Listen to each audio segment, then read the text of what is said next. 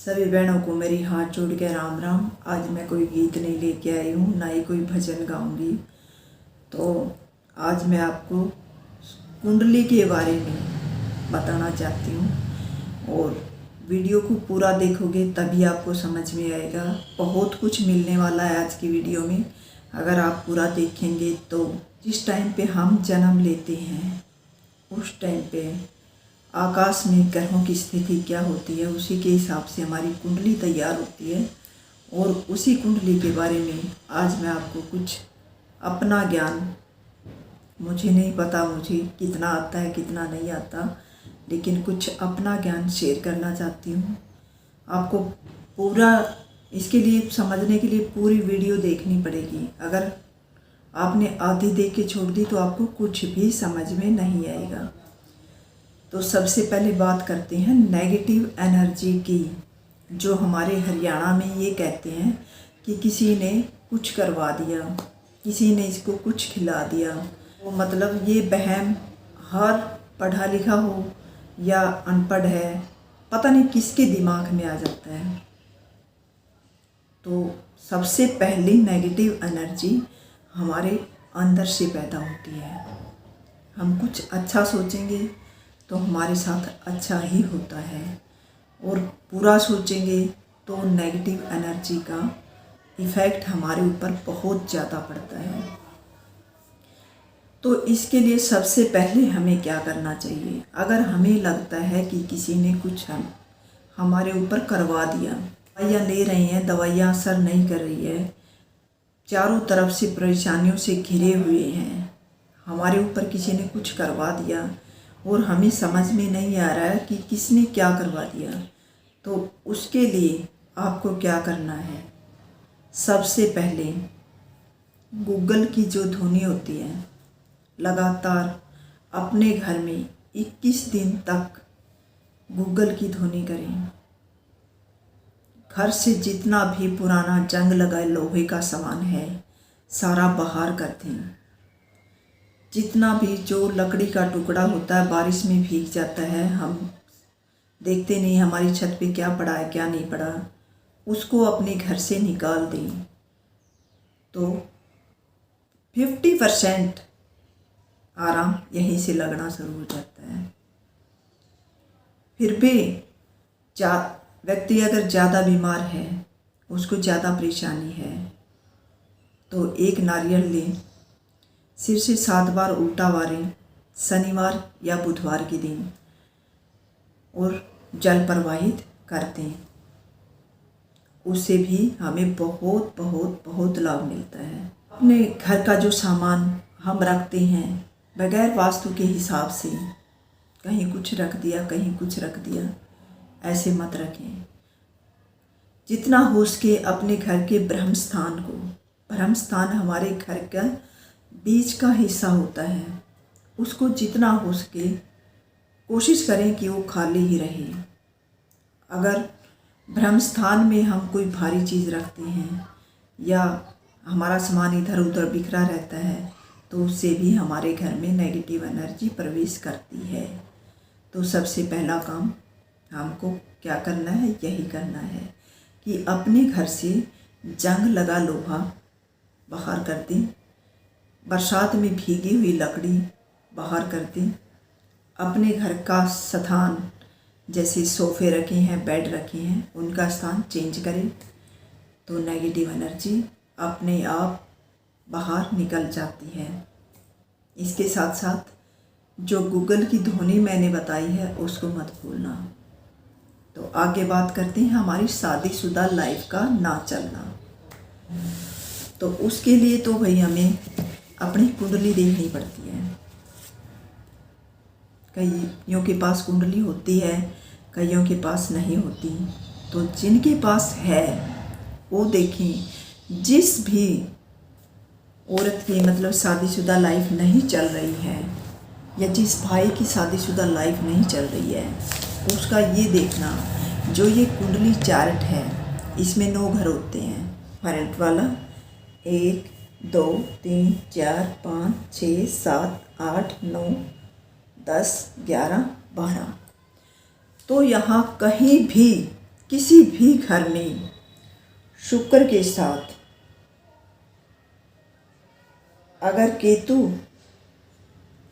सूर्य कहीं किसी भी घर में बैठ जाता है तो शादीशुदा लाइफ में दिक्कतें आएंगी ही आएंगी। इससे आपको कोई नहीं रोक सकता। तो जिस किसी की भी कुंडली में शुक्र के साथ अगर केतु बैठ जाए तो 50% तो मन मुटाव यहीं से शुरू हो जाता है। दूसरा काम, अगर शुक्र के साथ सूर्य बैठ जाता है तो ये अपनी शादीशुदा लाइफ को नष्ट कर देता है। तो इसमें जो शादियाँ टूटते टूटते बच जाती हैं उनका और बताती हूँ। ये हमारा शादी का घर होता है, सप्तम घर हमारा शादी का घर होता है। तो इस घर के ऊपर गुरु की दृष्टि पड़ना बहुत ज़रूरी है, बहुत बहुत ज़्यादा ज़रूरी है। कहीं से भी अगर गुरु यहाँ पर बैठा है तो ये अपने से सप्तम भाव में सीधा दृष्टि डालेगा, हमारी शादी बचेगी ही बचेगी। क्योंकि गुरु पावरफुल ग्रह है, गुरु अपना असर दिखाएगा। अगर गुरु यहाँ पर बैठ जाता है तीसरे में घर में तो ये पंचम दृष्टि से सप्तम भाव को देखेगा, तो हमारी शादी बचेगी ही बचेगी, हमारा तलाक नहीं होगा। अगर गुरु यहाँ पर बैठ जाता है तो ये यहाँ से बैठकर 9th हाउस पर दृष्टि डालेगा, यानी 9वें भाव पर दृष्टि डालेगा, तो हमारी शादी बचेगी ही बचेगी। तो हमें क्या उपाय करने चाहिए? अगर ये भी ना हो तो कहते हैं ना, कोशिश करते रहना चाहिए, शादी बार बार नहीं होती। अगर गुरु की दृष्टि भी ना हो और हमारे सप्तम भाव पर शनि की दृष्टि पड़ रही है या राहु की दृष्टि पड़ रही है या सूर्य की दृष्टि पड़ रही है या केतु की दृष्टि पड़ रही है और कहीं से भी शुभ भाव की कोई दृष्टि हमारे सप्तम भाव पर नहीं पड़ रही है, तो हम क्या करें? शुक्र अच्छा किस लिए होता है? तो भाई इस शुक्र जिस किसी का भी हर ग्रह को हम अपने हिसाब से अच्छा करते हैं, अपने हिसाब से बुरा करते हैं।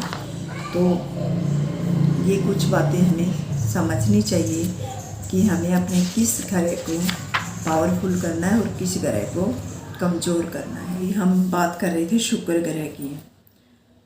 तो किसी कारणवश अगर हमारा चाल चलन खराब होता है, अपने ही घर में देवर या जेठ के साथ शारीरिक रिलेशन होता है तो हमारा शुक्र खराब हो जाता है। या हम बिना सींग वाली सफ़ेद गाय अपने घर में रखते हैं तो हमारा शुक्र खराब हो जाता है। शुक्र हमें पैसा भी बहुत देता है। तो किसी का चाहे कोई कितना ही कमा लो, अगर शुक्र किसी का खराब होता है ना, जो चाहे कितना भी मर्जी कमा लो, लेकिन उसके घर में बरकत नहीं होती, उसके सिर पर कर्ज हमेशा बना रहता है। ये क्यों बना रहता है? हमारा शुक्र खराब होता है। तो भाई शुक्र हमारा अच्छा होना एक बहुत ज़रूरी पॉइंट है। इससे हमारी शादीशुदा लाइफ भी बची रहती है और हमारे पास कभी पैसे की भी कमी नहीं आती है।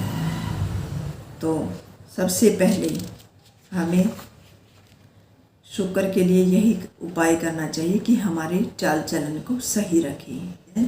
जो पशु रखते हैं, दूध का व्यापार करते हैं, तो जब हम दूध बेचते हैं ना, हमारा शुक्र खराब हो जाता है। सफ़ेद चीज़ का कोई भी काम कर लो तो कभी भी सफ़ेद चीज़ का हमें व्यापार नहीं करना चाहिए, हमारा शुक्र खराब हो जाता है। और मैं ये और बता दूँ, साथ में ये तो बता दिया कि किसी के साथ रिलेशन क्यों होता है। कहते हैं ना, कोई लड़की को बदनामी का दाग लगना या किसी लड़के को बदनामी का दाग लगना, अगर हमारा शुक्र अष्टम भाव में बैठ जाता है तो हमें किसी न किसी किसी भी पड़ाव में, जिंदगी के किसी भी पड़ाव में जब भी हमें शुक्र की दशा या अंतर्दशा वाली होती है तो हमें ये बदनामी का दाग लगता ही है।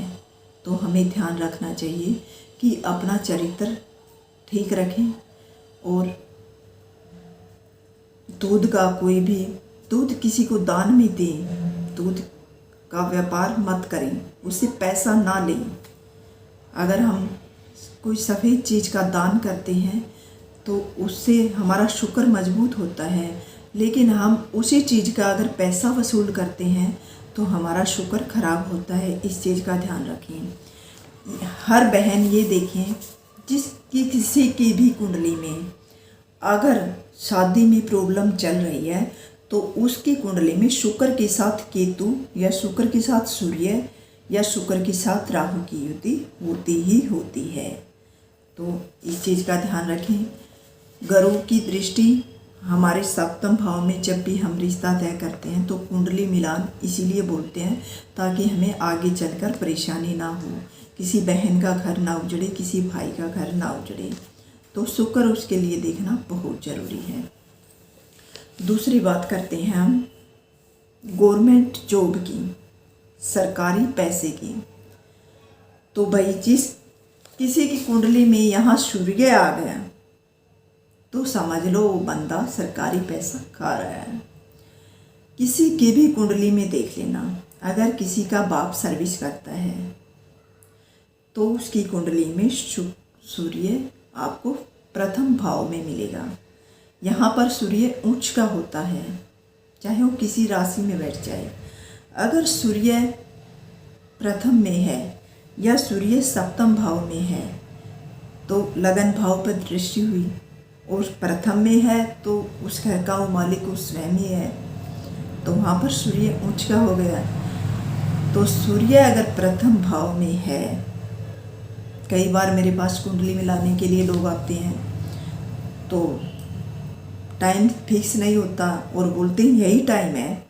उसका सूर्य, उनके पापा बहुत बड़ी गवर्नमेंट जॉब कर रहे हैं, दादा भी गवर्नमेंट जॉब कर रहे हैं, तो सूर्य अगर उसका यहाँ नहीं मिलता है तो समझ लो उस बच्चे का करेक्ट टाइम आपके पास नहीं है।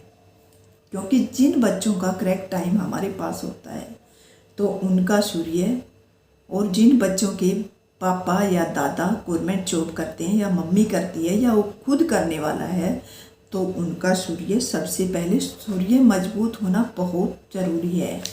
सूर्य यहाँ हमें गवर्नमेंट जॉब देता है, यहाँ पर बैठकर सूर्य हमें गवर्नमेंट जॉब देता है। और सूर्य के साथ साथ मंगल का और गुरु का मजबूत होना भी बहुत ज़रूरी है।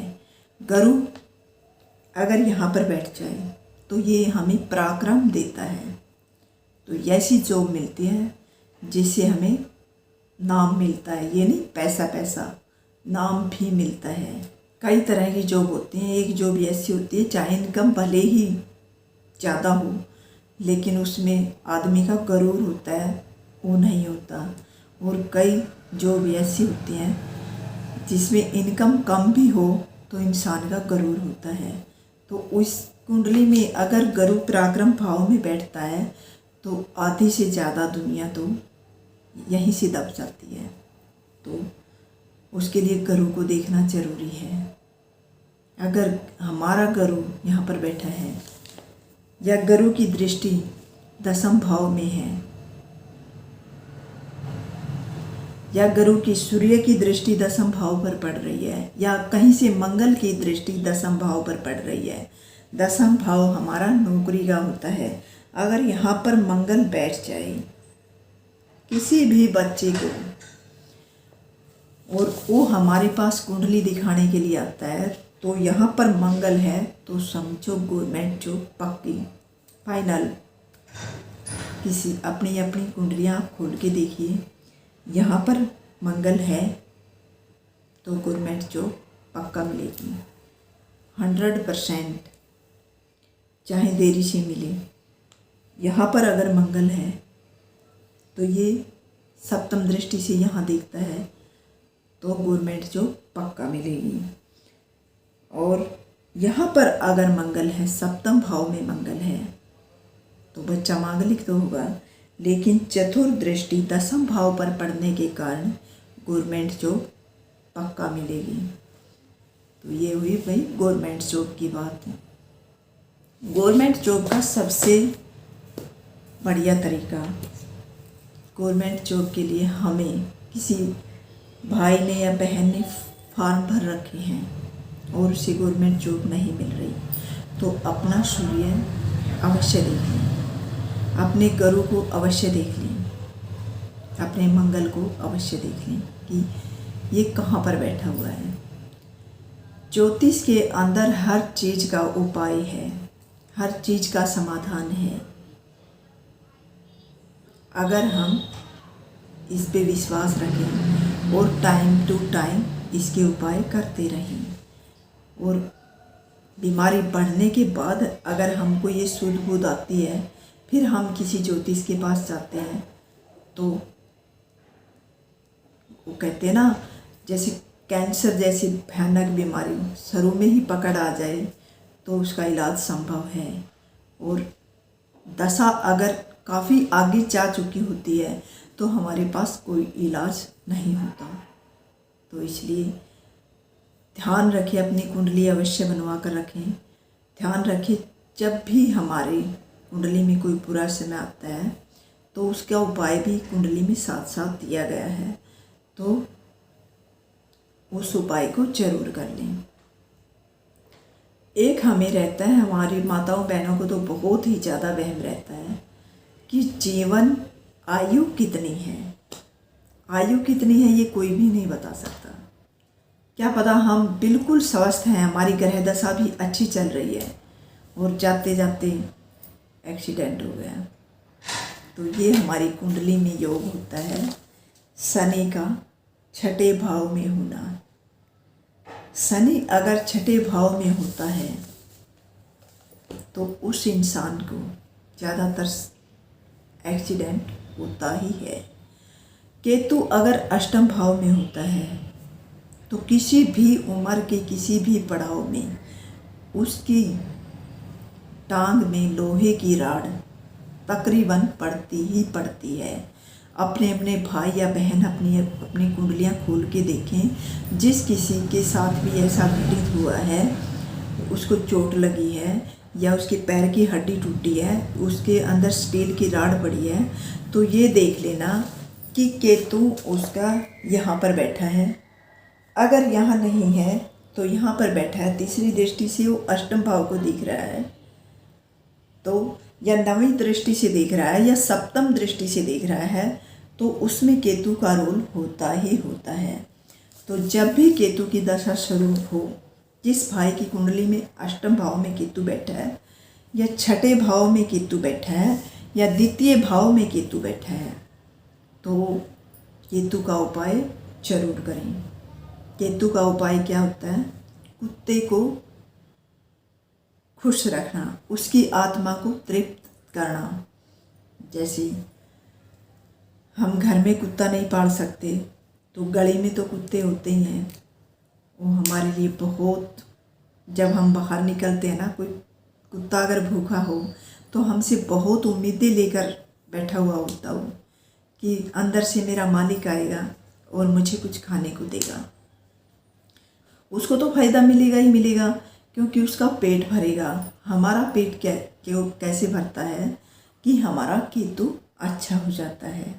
अगर हम कुत्ते की सेवा करते हैं, मछलियों को आटा डालते हैं, और जैसे कीड़े मकोड़े जहाँ होते हैं वहाँ पर अगर हम डेली ना जा सकें, एक नारियल लें, उस नारियल को ऊपर से थोड़ा काटें और उसको ऊपर से काट कर उसमें तिल, सफ़ेद तिल, काले तिल और कुछ शक्कर, तीनों चीज़ मिला के उसको ऊपर से वैसे ही ढक दे जैसे काटा है, और उसको कहीं पे जहाँ पर ये कीड़े मकोड़े निकलते हैं वहाँ पर उसको दबा के आ जाए। वो कुछ टाइम का उनका खाना पक्का हो गया, तो उसका असर उनको कम और आपको ज़्यादा मिलेगा। ये आजमा के देख लेना। कई पढ़े लिखे लोग होते हैं, ये विश्वास नहीं करते, अरे हम भी पढ़े लिखे हैं,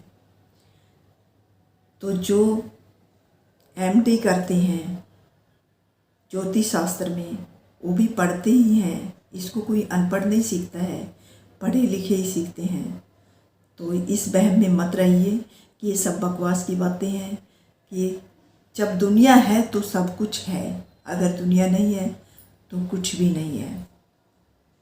तो ये तो हो गई भाई हमारी शुक्र की बात, नौकरी लगने की बात, शादीशुदा लाइफ की बात।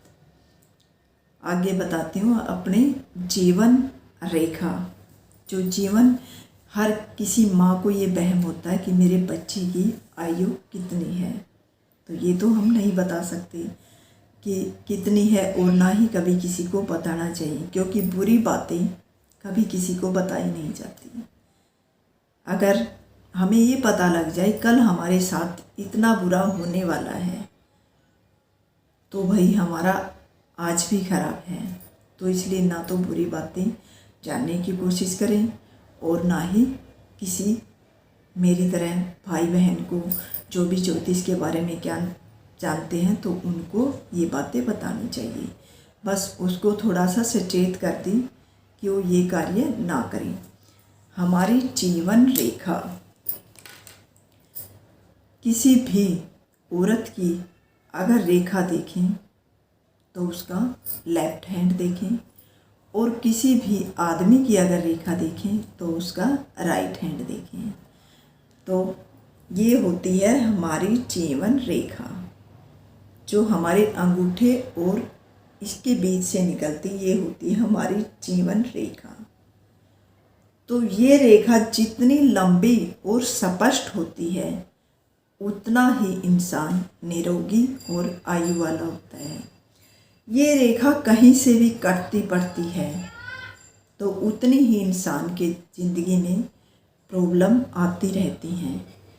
तो ये रेखा जितनी जिसकी स्पष्ट है तो समझ लो उसकी आयु उतनी ही स्पष्ट है। जो आदमी 40, 45, 50 की एज में जाते हैं और आप कभी उसके दाह संस्कार पर जाते हैं, तो अगर हो सके आपका वो करीबी बंदा है या रिलेटिव है, उसकी एक्सीडेंट से मृत्यु हुई है या अटैक से मृत्यु हुई है, तो ये ध्यान जरूर देखें। अगर अटैक से मृत्यु होती है तो ये जो हमारी हृदय रेखा होती है यहाँ से कट होती है,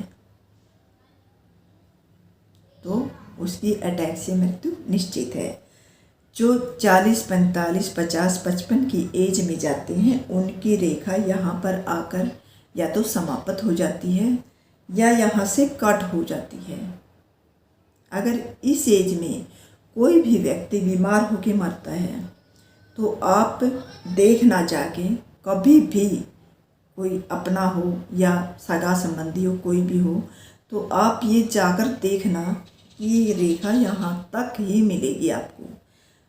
अगर ये आगे जा चुकी है तो यहाँ से कट मिलेगी, तो इसमें कुछ ना कुछ प्रॉब्लम होगी ही होगी। ये आगे चलकर बहुत पतली होती रहती है रेखा। अगर ज़्यादा पतली है तो भी हमें दिक्कतें आती रहती हैं। वो कहते हैं ना, सारी ज़िंदगी हमें तो बीमारी में ही निकाल दी, भाई ये इंसान कभी ठीक नहीं हुआ। तो ये हमारी रेखा आगे चलकर पतली होती रहती है। तो जितनी आगे पतली होगी बुढ़ापा उतना ही कष्टकारक होता है। जितनी रेखा स्पष्ट होगी हमारी आयु उतनी ही स्पष्ट होती है। दूसरी बात करती हूँ तो विवाह की रेखा, जो हमारे जो ये छोटी उंगली होती है, सबसे छोटी फिंगर, इसके बीच में और इसके बीच में एक रेखा होती है। ये तकरीबन एक रेखा ही होती है। अगर यहाँ पर दो रेखा होती हैं तो या तो उसकी दो शादियाँ होती हैं या उसका लंबे समय तक किसी के साथ रिलेशन चलता ही चलता है। हम डायरेक्ट सामने वाले को ये नहीं बोल सकते भाई तेरा रिलेशन ऐसे चल रहा है, लेकिन उसको खुद को तो पता है ना। ये रेखा अगर दो रेखा होती हैं यहाँ पर, तो उसका या तो लंबे समय तक किसी के साथ रिलेशन चलता है या रिश्ता होकर टूट जाता है, या फिर दो शादियाँ होती ही होती हैं। फिर आगे चलते हैं भाई, विधवा दोष जिसकी कुंडली में होता है, तो आप यकीन नहीं मानेंगे, ये हमारी कुंडली में ही तय होता है। जो विधवा दोष होता है ना, शुक्र के साथ सूर्य बैठ जाना, ये 50% विधवा दोष देता है। अगर कहीं से गुरु की दृष्टि ना पड़े, किसी भी शुभ ग्रह की दृष्टि अगर ना पड़े, शुक्र के साथ कहीं पर भी सूर्य बैठ जाए, तो ये 50% वैवाहिक जीवन को या तो नष्ट कर देता है या फिर होते हुए भी नष्ट के बराबर है। और अपने हाथ में कैसे देखें, किसी के पास अगर कुंडली ना हो तो अपने हाथ में कैसे देखें, ये देखिए, जो हमारी यहाँ से ये रेखा जो जाती है, ये रेखा हमारी यहाँ से बीच से अगर कट हो गई तो हमारी कुंडली में विधवा दोष है। हमारे पैर की अंगूठा देखिए, तो जो हमारे पैर का अंगूठा होता है, अंगूठे की साथ वाली उंगली होती है, तो उसके अंदर किसी की ऐसी चिपकी मिलेगी आपको। उंगली भले ही लंबी हो, लंबी उंगली होना मतलब वो बच्चा या बच्ची मांगलिक है। उसके पैर से ही पता लगता है कि इसकी कुंडली मांगलिक है। अपने अपने पैरों को खोलकर देखिए, उसमें और इस अंगूठे में और उंगली में कुछ फर्क, जितना ज़्यादा गैप उतना ही लंबा विधवा दोष, ये पक्का तय है।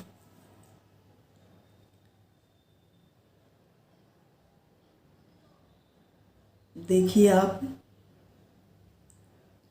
जो भाई या बहन मेरी इस वीडियो को देख रहे हैं, पक्का गौर कीजिए, अगर आपके आसपास कोई भी विधवा लेडीज है या कोई विधुर है जिसकी पत्नी जा चुकी है, तो इनको दो में से एक बातें मिलेंगी ही मिलेंगी।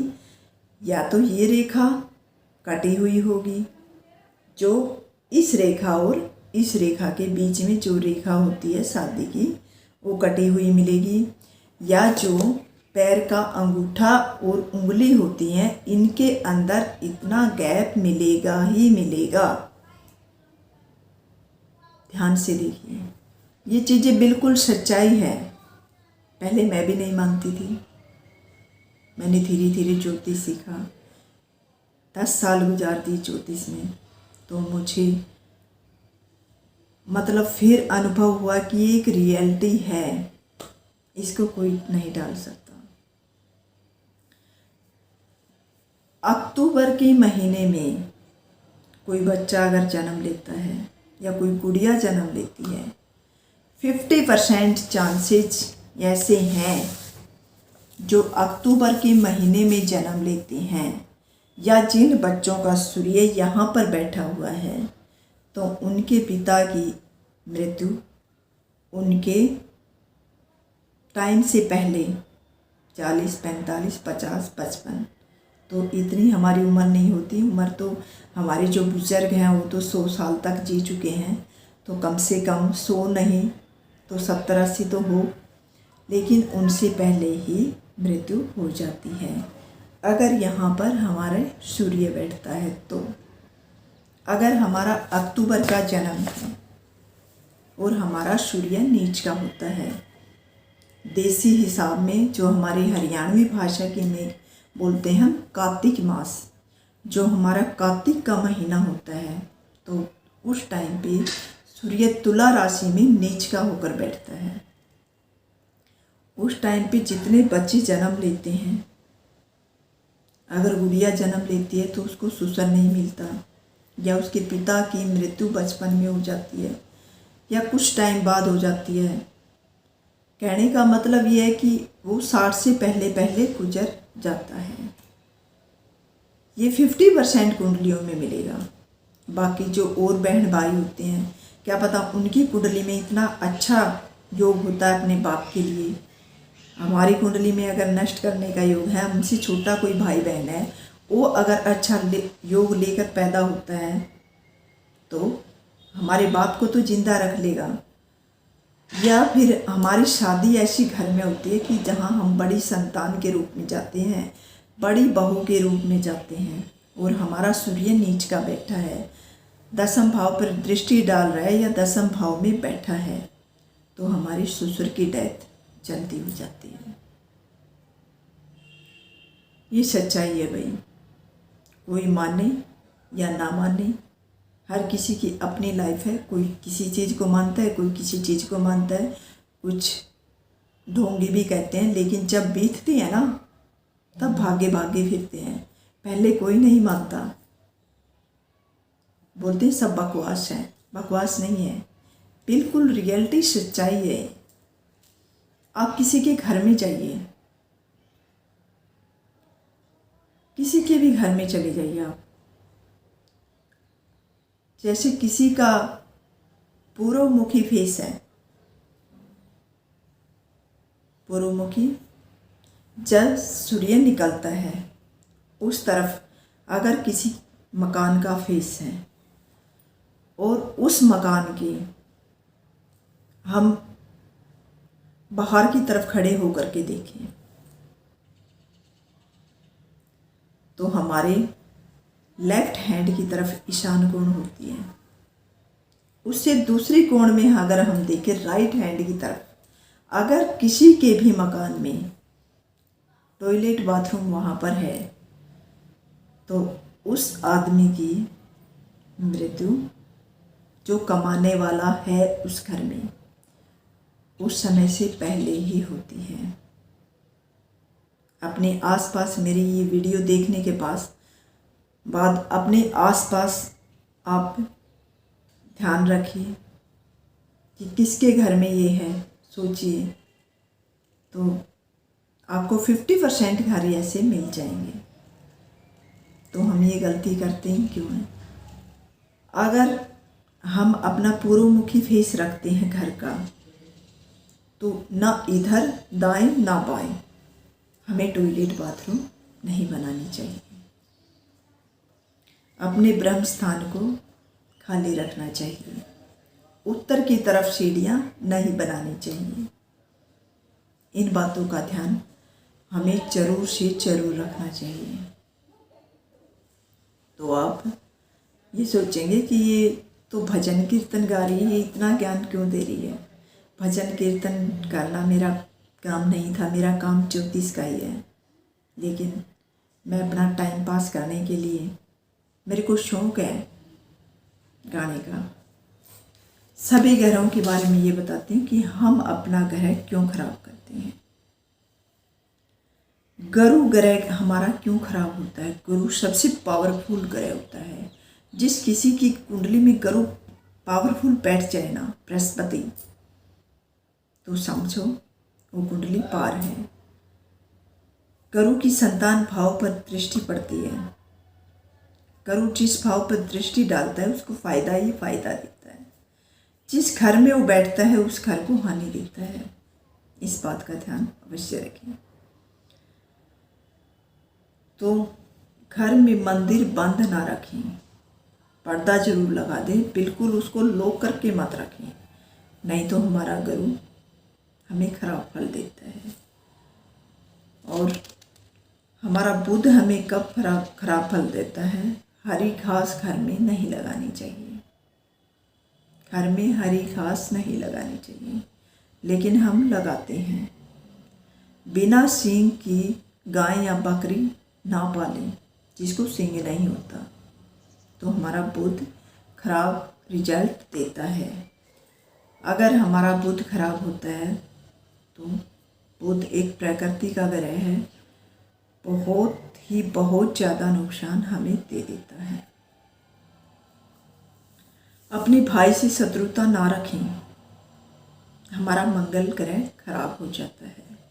अगर हम अपने भाई से शत्रुता रखते हैं तो अपने भाई के साथ बना कर रखें, ज़्यादा नहीं तो उसके साथ इतने रिश्ते खराब ना करें कि हमें किसी चीज़ की सिचुएशन ज़रूरत पड़ जाती है तो हम उससे बात ना कर सकें।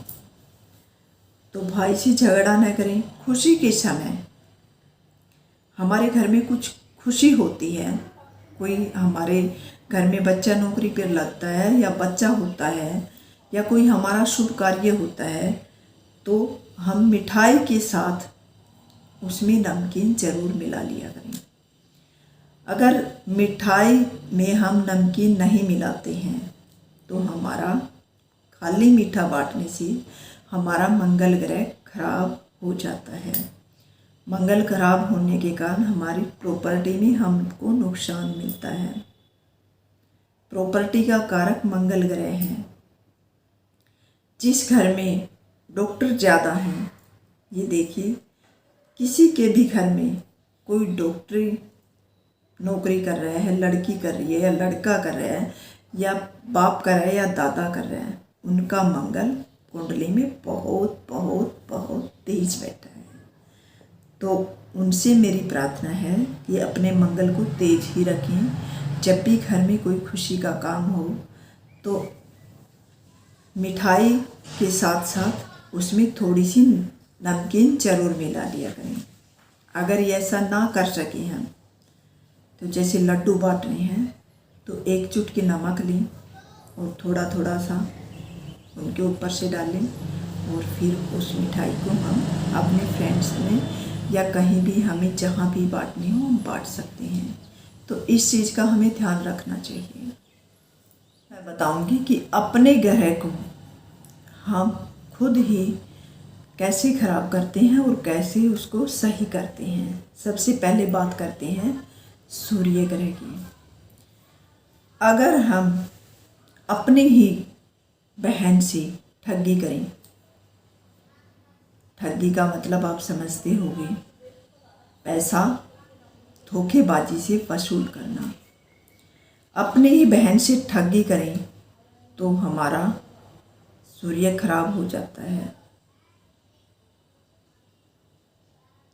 हमारा सूर्य जिसका खराब होता है, कुंडली में जिसका सूर्य खराब होता है, तो आपको ये तो कुंडली देखने से पता लगेगा। बगैर कुंडली देखें आप कैसे पता लगाएं कि इस बंदे का सूर्य खराब है। कई इंसान ऐसे होते हैं जिनके पास कितना ही कुछ क्यों ना हो, उनकी हमेशा दूसरे से मांगने की नियति रहती है। तो हम किसी से कुछ मांगने की नियति रखें तो हमारा सूर्य खराब हो जाता है। अपनी बहन से झगड़ा करें, उसको झगड़ा करके धन वसूल करें तो हमारा सूर्य खराब हो जाता है। अगर हमारा सूर्य खराब हो गया तो हमारे पैरों में विकलांगता आ जाती है, इसे हम अपंग कहते हैं। किसी का भी देख लेना, एक पाँव आपको खराब मिलेगा, चलते समय पता लगेगा कि इसका ये पाँव खराब है, तो उस बंदे का सूर्य खराब है।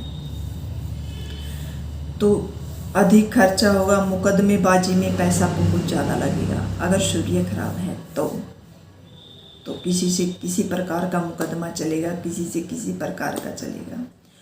तो सूर्य जिसका खराब है उसका मुकदमेबाजी में पैसा बेहद ज़्यादा लगेगा, उसके पैर में विकलांगता रहेगी। तो इसलिए ध्यान रखें, अपने सूर्य को मजबूत रखें। सूर्य मजबूत रखने के लिए हमें अपने पिता या ससुर की सेवा करें। पिता या ससुर समान आदमी के पैर छूकर उनका आशीर्वाद लें। कभी भी किसी बुजुर्ग आदमी की आत्मा ना दुखाएं, उससे हमारा सूर्य खराब होता है। तो सूर्य खराब होगा तो मैंने आपको ऑलरेडी बता दिया है कि उससे क्या क्या दिक्कतें आएंगी। इसके बाद बात करते हैं हम चंद्रमा की। चंद्रमा हमारा क्यों खराब होता है? चंद्रमा हमारा इसलिए खराब होता है कि हम अपनी माँ समान स्त्री का अपमान करते हैं या अपनी माता का अपमान करते हैं या अपनी सास का अपमान करते हैं, तो हमारा चंद्रमा खराब हो जाता है। किसी कारणवश अगर हमारा चंद्रमा खराब हो जाता है तो 25 से 34 वर्ष की आयु के बीच हमें भारी नुकसान देखना पड़ता है। एक गरीबी आ जाती है हमारे अंदर, हमारी संतान को कष्ट मिलता है, हमारी बहन बेटी को कष्ट मिलता है। तो इसलिए किसी भी बुजुर्ग महिला जो आपकी माँ के समान है उसका कभी अपमान ना करें, अपनी सास का अपमान ना करें। अगर हमसे सेवा नहीं होती तो हमें उसका अपमान करने का भी कोई अधिकार नहीं है। तो हम अपनी सास का अपमान करते हैं तो हमारा चंद्रमा खराब हो जाता है। तीसरे नंबर पर आता है मंगल। मंगल हमारा क्यों खराब होता है? मंगल खराब होता है हमारी भाई से शत्रुता।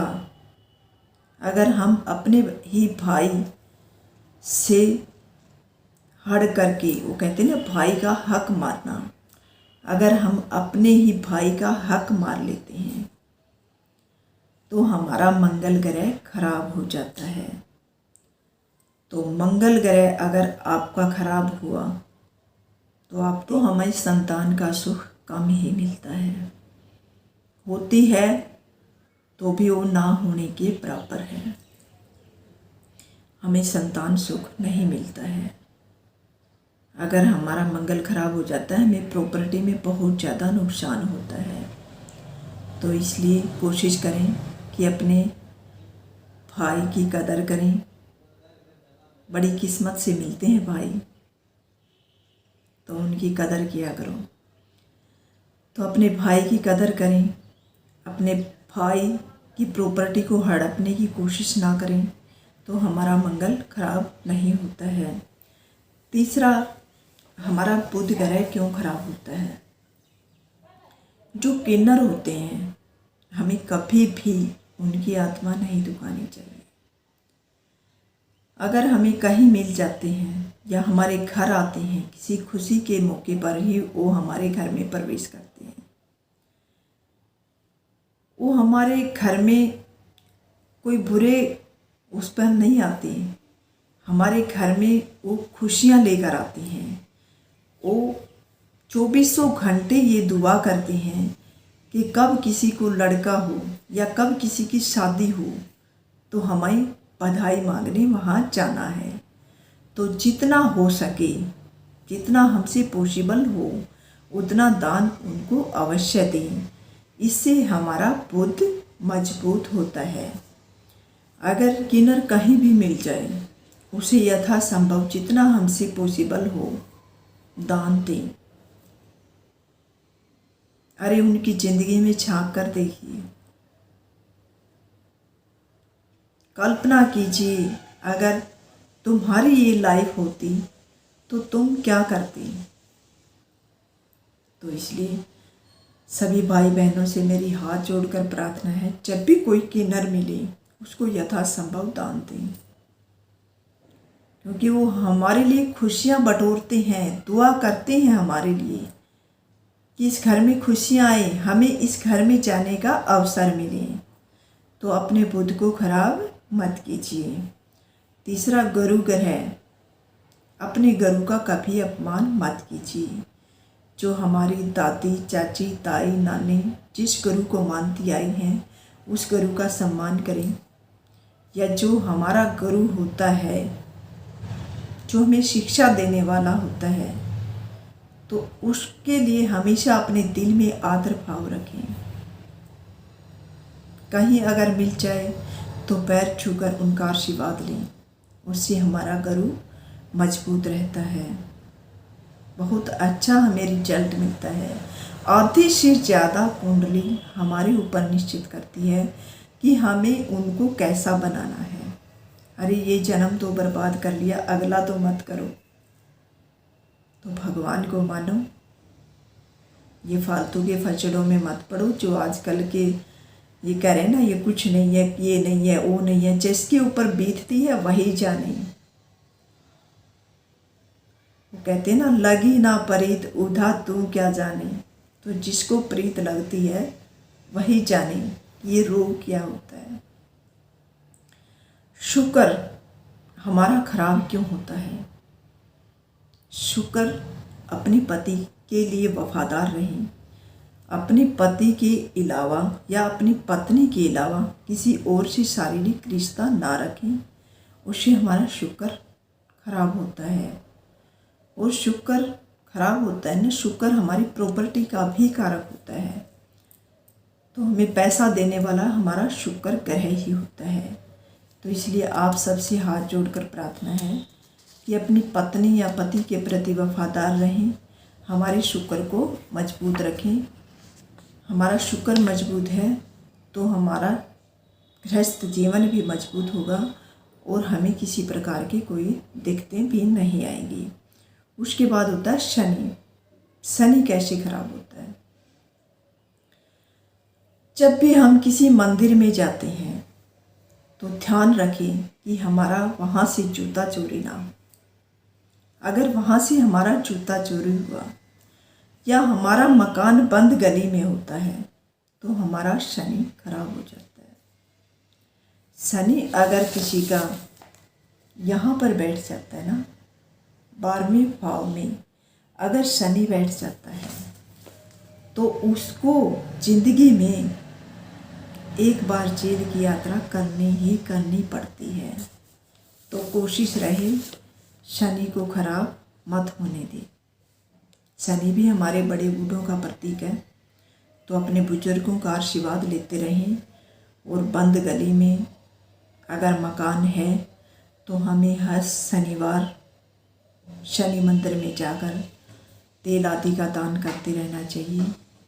कुछ लोहे का दान हमें करना चाहिए जिससे हमारा शनि मजबूत हो। और शनि अगर हमारा बिगड़ जाता है तो हमारा छोटा भाई ही हमारा शत्रु बन जाता है। तो इसलिए कोशिश करें कि हमारा शनि खराब ना हो। जो कहते हैं ना, किसी के गुर्दे में पथरी होना, किसी के गुर्दे में पथरी होती है ना, तो उसकी कुंडली खोल के देख लेना, उसका शनि खराब मिलता है। तो अपने शनि को सही रखें। फिर उसके बाद आती है राहु की बारी। हम आँख मूंद कर चलते रहते हैं। कभी कभार हम ये नहीं देखते अपने कि हम जहाँ से चल रहे हैं, वहाँ हम कैसे चल रहे हैं, क्या पता वो वहाँ हजारों कीड़े मकोड़े हों। एक पैर के नीचे से हम किसको मारते चल रहे हैं, हमें कुछ नहीं पता होता। तो भाई पक्षियों को आटा डालें, मछलियों को आटा डालें। जहाँ हम चलें यहाँ देखें कि कोई जैसे ये होते ना कीड़े मकोड़े, इनको बचा कर चलें। हमारा राहु हमें बेनिफिट देगा। और राहु किसी का बेनिफिट देता है तो बहुत अच्छा वो हमें बेनिफिट देता है। राहु हमारा सही होता है तो हमारे ऊपर किसी का किए कराए का भी कुछ असर नहीं पड़ता है। तो बहुत सी बातें ऐसी हैं जो कुंडली में देखने लायक हैं। उसके लिए आपको वीडियो को पूरा देखना होगा। और आपको पसंद आए तो इस पर लाइक, सब्सक्राइब, कमेंट ज़रूर करें। इस वीडियो में आपको बहुत कुछ सीखने को मिलेगा अगर आप सीखना चाहेंगे तो। अगर नहीं चाहेंगे तो थोड़ा बहुत देख के इसको आगे कर देंगे। उसके बाद आती है केतु की बारी। केतु हमारा क्यों खराब होता है? केतु हमारा इसलिए खराब होता है कि हम किसी कुत्ते को बेवजह अगर हमारे घर के दरवाजे पर बैठा है, वो हमें कुछ नहीं कह रहा है, अरे वो एक रोटी के टुकड़े के लिए हमारे दरवाजे पर बैठा है और हम बेवजह से डंडा उठाते हैं और उसको मारते हैं। अरे वो बेजुबान है। ये सोचो कि वो कुत्ता बेजुबान है तो हमारी ऊपर उसने आस टिका रखी है कि अंदर से मेरा मालिक आएगा और कुछ मुझे खाने को देगा। अगर उसको कुछ खाने को ना दे सकें तो उसे चोट देने का हमें कोई अधिकार नहीं है। वो एक जीव है। तो अपने दिल में हर किसी के लिए दया भाव रखें, चाहे वो इंसान है या जानवर है या कुछ भी है। तो हमें अपना केतु खराब नहीं करना चाहिए। और अंत में इस वीडियो में मैं आपको यही कहूँगी कि तो भाई शुभ घड़ी ज़रूरी होती है, और शुभ घड़ी हमारी लाइफ में कैसे आती है और हम उसको अपनी लाइफ में कैसे ला सकते हैं, कैसे उसको हमारी ज़िंदगी को हम पहले से बेटर बना सकते हैं। तो जो मैंने इस कुंडली में बताया उस पर ज़रूर अमल कीजिएगा। इसमें बहुत सी बातें ऐसी हैं जो आपको किसी ज्योतिष के पास जाने को मजबूर करेगी ही नहीं। आप स्वयं अपनी कुंडली देखेंगे और अपना समाधान इससे निकालेंगे। आगे भी अगर मुझसे कुछ हुआ तो मैं ज़रूर कुछ अच्छा लेकर आऊँगी। तो भाई आपसे हाथ जोड़कर प्रार्थना है कि जो मैंने कहा उस पर अमल करें। अपनी माँ या माँ समान किसी भी स्त्री की आत्मा ना दुखाएं, उसके पैर छूकर उनका आशीर्वाद लेते रहें। जब भी हम सफ़र के लिए निकलें तो हमारे अच्छे सफ़र के लिए अगर कहीं कोई नदी आती है तो अपनी जेब से एक सिक्का लीजिए और नदी में प्रवाहित किए, हमारा सफ़र अच्छे से कटेगा। जब भी हम किसी शुभ काम के लिए निकलते हैं तो नदी में एक सिक्का अवश्य डालते हैं। जब भी हम किसी एग्ज़ाम के लिए निकलते हैं तो अपने बुजुर्गों का आशीर्वाद लेकर ही घर से निकलें है। तो अपने शुक्र को सही रखें, अपनी जियो और जीने दो की नीति अपनाएं और सुरक्षित रहें जहाँ कहीं भी रहें।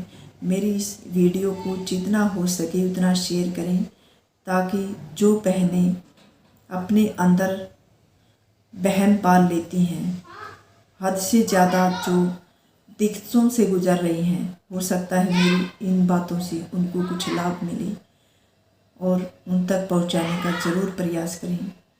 मैंने आपका बहुत बहुत बहुत लंबा टाइम लिया। जिस भी मेरे किसी भाई बहन ने मुझे इतना लंबा टाइम दिया है तो उसका मैं तहे दिल से शुक्रिया अदा करती हूँ और आपसे प्रार्थना करती हूँ कि जिस किसी को भी कोई सवाल मुझसे पूछना है तो कमेंट में लिखकर ज़रूर बताएं, मैं उसका आंसर उसे ज़रूर दूँगी। और मुझसे कोई भूल चूक हुई है तो मुझे क्षमा करें। मेरा ये वीडियो बनाने का उद्देश्य किसी की आत्मा को ठेस पहुंचाना नहीं था। मैंने जो सीखा, जो मैंने पढ़ा, वही आपके सामने रखा। आप इसे मानते हैं या ना मानते हैं, ये आपकी अपनी ज़िंदगी है। जो बहन इसे माने उस पर अमल ज़रूर करें। और अगर मुझसे कुछ सवाल पूछना चाहते हैं तो मुझे कमेंट में लिखकर ज़रूर बताएं। परवीन चहल आपका बहुत बहुत अभिनंदन करती है मुझे इतना टाइम देने के लिए। मेरी वीडियो को जितना हो सके उतना लाइक करें, सब्सक्राइब करें, कमेंट करें, ज़्यादा से ज़्यादा शेयर करें। राम राम।